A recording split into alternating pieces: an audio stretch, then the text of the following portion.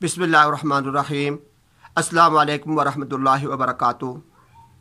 मेरा भाइयों और दोस्तों, आज की इस वीडियो के अंदर मैं आपके सामने अदल यानी जिसको हम इंसाफ कहते हैं, अदल के बारे में, अदल की तारीफ़ और इसके बारे में कुछ रवायात, कुछ चीज़ें लेकर आपके सामने आया हूँ कि अदल किसको कहते हैं और अदल करने का फ़ायदा क्या होता है और इसका तरीका क्या, अदल का मिसदाक क्या, यानी इस पर कैसे अमल कर सकते हैं। जब अदल और इंसाफ का लफ्ज़ हमारे सामने आता है तो हम ये सोचते हैं कि ये तो अदल करना, इंसाफ करना बादशाह का काम है, लेकिन आज की इस वीडियो के अंदर मैं आपको ये खुल कर तफसील के साथ ये बात समझाऊंगा कि अदल करना, इंसाफ करना सिर्फ बादशाह ही का काम नहीं है, बल्कि अदल और इंसाफ हम में से हर इंसान कर सकता है और उसका जो मिसदाक और उसका जो अमल का तरीका होगा मैं आपके सामने बयान करूँगा। और इस अदल पर जो अल्लाह तबारक व तआला ने सवाब रखा है वो हम में से हर इंसान इसको हासिल कर सकता है। सबसे पहले तो मैं इसकी फजीलत बयान कर देता हूँ। हज़रत अबू हुरैरा रज़ी अल्लाह तआला अन्हु की हदीस है। हज़रत अबू हुरैरा रज़ी अल्लाह तआला अन्हु फरमाते हैं कि एक मरतबा हुज़ूर पाक अलैहिस्सलाम ने मुझसे इरशाद फरमाया कि ए अबू हुरैरा, थोड़ी देर का अदल करना, थोड़ी देर इंसाफ कर लेना, अदल कर लेना, यह 60 साल की इबादत और रोज़े रखने से अफजल है। यानी एक इंसान 60 साल इबादत के अंदर लगा रहता है और रोज़े रखता है, इससे बेहतर है कि थोड़ी देर वो अदल और इंसाफ कर ले। फिर इसके बाद हुज़ूर पाक अलैहिस्सलाम ने शाह फरमाया कि ए अबू हुरैरा, थोड़ी देर का जुल्म करना, थोड़ी देर का जुल्म करना, ये भी उसी की तरह 60 या 70 साल की जो इंसान इबादत करता है उससे ज़्यादा ये गलत हो जाता है। यानी उस पर जो उसको सवाब मिलेगा उस सवाब से ज़्यादा थोड़ी देर का जुल्म करना, इस पर इसको गुनाह मिल जाएगा। 60-70 साल की इबादत को ये खा जाता है। तो अदल करना इतनी बेहतरीन चीज़ है कि 60-70 साल की इबादत का सवाब मिलता है और इसके बरखिलाफ़ जुल्म करना 60-70 साल की इबादत को ज़ाया भी कर देता है। तो ये अदल का फ़ायदा है। अदल किसको कहते हैं? अदल की जो आसान सी तारीफ़ है वो मैं आपके सामने कर देता हूँ कि अदल कहते हैं हर हक वाले को उसका हक अदा करना, इसको अदल कहते हैं, इसको इंसाफ कहते हैं। हर हक वाले को, यानी जिस इंसान का, जिस जानवर का, जिस चीज़ का हम पर जो हक है, हम उस चीज़ का वो हक अदा करें, इसको अदल कहते हैं। मिसाल के तौर पर ये एक कलम है, मैं आपके सामने ये रखता हूँ, ये एक कलम है। इस कलम का हक ये है कि इसको एक जगह पर सही तरीके से संभाल कर रखा जाए, इसको नीचे पाँव के अंदर ना फेंका जाए, ये इस कलम का हक है। तो इसके साथ अदल ये है कि मैं इसको उसकी जगह पर रखूँ जहाँ पर इसके रखने की जगह है। अगर इसको मैं पाँव के अंदर फेंकूंगा, इसको इसके साथ गलत इस्तेमाल करूँगा तो ये इसके साथ जुल्म होगा। तो अदल जो है हम बेजान चीज़ के साथ भी कर सकते हैं। ये तो मैंने आपको अदल की तारीफ बयान की है कि हर हक वाले को उसका हक अदा करना, इसको अदल कहते हैं। अब इस अदल का मिसदाक क्या है, हम इस पर अमल कैसे कर सकते हैं, इसकी चंद सूरतें मैं आपके सामने बयान कर देता हूं कि सबसे पहले जो अदल है, एक इंसान, आम इंसान, कोई बादशाह या कोई वजीर नहीं बल्कि आम इंसान, वो अगर अदल करना चाहता है तो उसके लिए सबसे पहला अदल यह है कि अल अदलु बिल्लाह, अल्लाह के साथ अदल करना। अल्लाह के साथ अदल करना क्या है कि अल्लाह तबारक व तआला की ज़ात व सिफ़ात पर ईमान लाना, अल्लाह पाक की बातों को मानना, अल्लाह पाक ने हमें जो अहकामात अता फरमाए हैं उन पर अमल करना, यानी अल्लाह के बातों को, फैसलों को मानना और उस पर अमल करना, अल्लाह पर ईमान लाना, ये सबसे पहला अदल का मिसदाक है और ये सबसे पहली चीज़ है अल अदलु बिल्लाह कि अल्लाह के साथ अदल वाला मामला करना।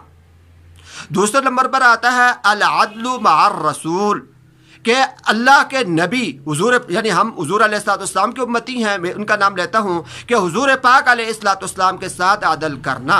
हुजूर अलैहिस्सलाम के साथ अदल क्या है कि इनको आखिरी नबी मानना, खातमुन नबीयीन इनको मानना और इसी तरीके से हुजूर पाक अलैहिस्सलाम की तालीमात पर अमल करना, इनको इज़्ज़त और मर्तबा मकाम देना, इनके साथ मोहब्बत वाला मामला रखना। जो हुजूर अलैहिस्सलाम का हक है नबी होने के नाते से हम उन हुकूक को अदा करें, तो ये हुजूर पाक अलैहिस्सलाम के साथ अदल है। यानी हुजूर का हक है कि उनको इस मर्तबे मकाम पर रखा जाए, तो उस हक को अदा करना। अगर हम हुजूर अलैहिस्सलाम के मर्तबे के अंदर, शान के अंदर कोई ज़र्रा बर भी कमी कर देंगे तो हमने ये हुजूर अलैहिस्सलाम के साथ गोया के जुल्म कर दिया। तो दूसरी चीज़ होती है कि अल अदलु मअर रसूल, के रसूल के साथ अदल करना। इसी तरीके से तीसरे नंबर पर अदल का मिसदाक आता है अल अदलु मअल कुरान, کہ اللہ تبارک و تعالیٰ نے اپنی کتاب قرآن مجید جو ہمیں عطا فرمایا ہے اس کے ساتھ عدل کرنا، اور اس کے ساتھ عدل کرنا کیا ہے کہ اس کو پڑھنا، اس پر ایمان لانا، اس کو پڑھنا، اس کو صحیح تجوید کے ساتھ جیسے اس کو پڑھنے کا حق ہے اس حق کے مطابق اس کو پڑھنا، اس پر عمل کرنا، دوسرے لوگوں تک پہنچانا، یعنی قرآن کے جو حقوق ہیں ان کو ادا کرنا، یہ قرآن کے ساتھ عدل کرنا ہے۔ اس کو کہتے ہیں العدل مع القرآن، یعنی قرآن کے ساتھ عدل والا معاملہ کرنا۔ اس کے بعد آتا ہے العدل مع الوالدین، اپنے ماں باپ کے ساتھ عدل کرنا۔ آسان سی بات ہے، یہ بات آپ سمجھ گئے ہوں گے کہ والدین کے جتنے حقوق ہیں ان کو پورا کرنا، یہ والدین کے ساتھ عدل والا معاملہ کرنا ہے، اور والدین کے حقوق میں سے کسی حق کو ضائع کرنا یہ ان کے ساتھ ظلم والا معاملہ ہو جائے گا۔ پھر اس کے بعد آتا ہے العدل مع الولد، یعنی اولاد کے ساتھ عدل کرنا۔ اولاد کے ساتھ عدل کرنا کیا ہوتا ہے کہ اولاد کے حقوق کو پورا کرنا، اگر چھوٹے بچے ہیں تو ان کے کھانے پینے کا بندوبست کرنا، پھر جب تھوڑے سے بڑے ہوتے ہیں تو ان کو نماز روزہ سکھانا، کلمہ سکھانا اور ادب سکھانا، ان کی پڑھائی کا انتظام کرنا، اور بڑے ہو جاتے ہیں بالغ ہو جاتے ہیں ان کی شادی کروا دینا، یہ اولاد کے ساتھ عدل کرنا ہے۔ اولاد کے حقوق کو پورا کرنا یہ بھی عدل کی ایک قسم ہے۔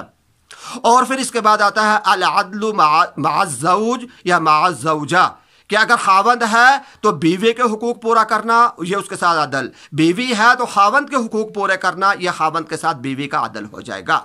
تو یعنی کہ اپنے میاں بیوی ایک دوسرے کے حق ادا کریں تو یہ ان کے ساتھ یہ عدل ہوگا، اور اگر میاں بیوی میں سے کوئی بھی اپنے حق کے اندر کمی کرتا، اس کو دوسرے کا حق ادا نہیں کرتا، تو یہ اس کے ساتھ ظلم ہو جائے گا۔ اور اس کے بعد آخر کے اندر آتا ہے العدل مع الحیوان، کہ جو اللہ تبارک و تعالیٰ کی بے زبان مخلوق ہے، جیسے جانور ہوتے ہیں، حشرات الارض ہیں، پرندے ہیں، ان کے ساتھ عدل والا معاملہ کرنا، یعنی ان کے ساتھ کوئی ایسی زیادتی، ایسا کوئی معاملہ نہ کرنا کہ جس کی وجہ سے ان کو تکلیف پہنچے۔ مثال کے طور پر ہمارا کوئی پالتو جانور ہے، مثال بکری ہے، تو بکری کو وقت پر کھانا کھلانا، اس کو پانی پلانا، اس کو مارنا نہ، اس قسم کی باتیں یہ جانوروں کے حقوق کے اندر آتی ہیں۔ ان کو بھوکا نہ رکھنا، یہ جانوروں کے ساتھ بھی عدل ہے۔ اگر ہم جانوروں کے ساتھ بھی ایسا نہیں کریں گے، ان کے حقوق پورے نہیں کریں گے، تو ہم نے گویا کہ جانوروں کے ساتھ بھی ظلم کر دیا۔ تو میرے بھائیو اور دوستو، آپ نے یہ بات سمجھ لی ہوگی کہ یہ عدل اور انصاف کرنا صرف بادشاہوں کا کام نہیں ہے، اس کا تعلق صرف بادشاہوں کے ساتھ نہیں ہے، بلکہ ہم میں سے ہر انسان کے ساتھ اس کا تعلق ہے کہ ہم میں سے ہر انسان جو ہے عدل اور انصاف کر سکتا ہے، اور اس کی شکلیں اور اس کی صورتیں میں نے آپ کے سامنے بیان کر دی ہیں۔ ان ساری کی ساری شکلوں کی رعایت رکھنا اور ان ساری کی ساری چیزوں کے حقوق کو پورا کرنا، یہ ہم بھی عدل کر سکتے ہیں، اس کو عدل کہتے ہیں، اور اس کو برخلاف کرنا یہ ان کے ساتھ ظلم ہو جائے گا۔ تو ہم میں سے ہر کوئی انسان جو ہے عدل کر سکتا ہے۔ اور آخر کے اندر پھر میں آپ کو بتا دیتا ہوں کہ حضور علیہ الصلوۃ والسلام نے ارشاد فرمایا تھا کہ اے ابو ہریرہ، تھوڑی دیر کا عدل کرنا 60 سال کی عبادت اور روزے رکھنے سے بہتر ہے۔ اللہ تبارک و تعالی ہمیں اس کی سمجھ بھی عطا فرمائے، اور اس کے بعد اللہ پاک ہم سب کو اس پر عمل کی توفیق عطا فرمائے۔